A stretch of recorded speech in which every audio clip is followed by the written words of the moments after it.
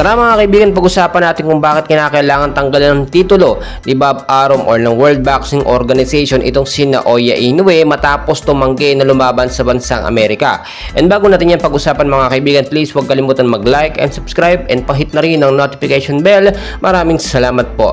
Mainit pa rin na pinag-uusapan po ngayon mga kaibigan, eto nga pong mga titulong hinahawakan ngayon ni Naoya Inoue. Nasilip na kasi yung mga butas na talagang wala silang balak na lumaban po sa bansang Amerika at nananindigan sila na sa Japan lamang sila lalaban at hindi sa ibang bansa. Kung matatandaan po ninyo, may naka-schedule po na laban ngayong May 6, 2024 etong si Naoya Inoue kontra dito sa Mexicanong boksingero na si Luis Nery.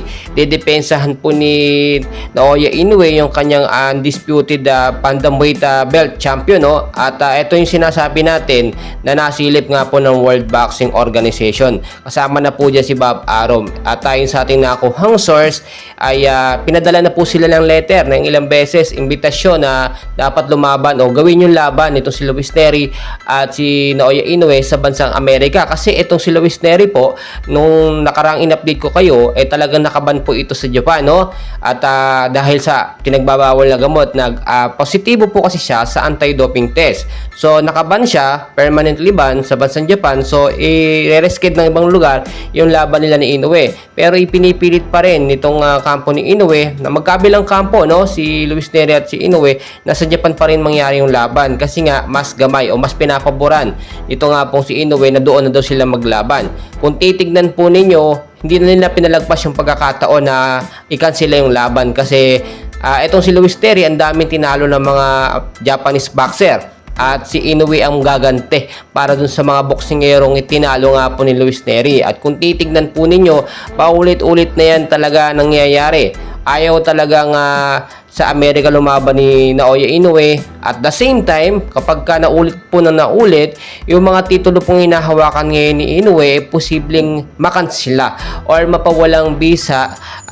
Based na rin po, against na rin po sa rules yan, no, ng World Boxing Organization. Kapag ang boksingero po ay binigyan ng imbitasyon lumaban sa Amerika o sa ganito bansa, dapat sumunod siya sa protocol. Once po kasi na hindi sumunod yan, hindi yan i-considered o i-credit po ng World Boxing Organization bilang mga titulo o mga title belt. Well, sa kabilang banda naman, ipanaglalaban po yan ng bansang Japan dahil nga karangalan nila yan, yung mga titulong hinahawakan ni Inoue. At the same time, ito si Naoya Inoue is undefeated. Master of Japan nga po ang tawag sa kanya. Maraming mga protesta, maraming mga nagsasabi na bakit daw sinisilip yung mga pagkakamali kay Inoue. Hindi naman daw lahat yun totoo. Tulad na lang sa gloves, wala naman daw bakal. Yung itinuturok nga na pain reliever, okay lang naman daw yun kasi wala naman daw content ng cannabis or pinagbabawal na gamot yun. Well mga kaibigan, para sa inyo po, ano po ang dapat gawin dito? Kasi malapit na, May 6, 2024 na laban nila. Ilang araw na lang po simula ngayon. Dapat maayos na po ito at yung mga titulo ni Inoue, kailangan mawala na po yung mga issue. Mga kaibigan, patuloy ko kayong i-update and please huwag kakalimutan po mag-like and subscribe. Maraming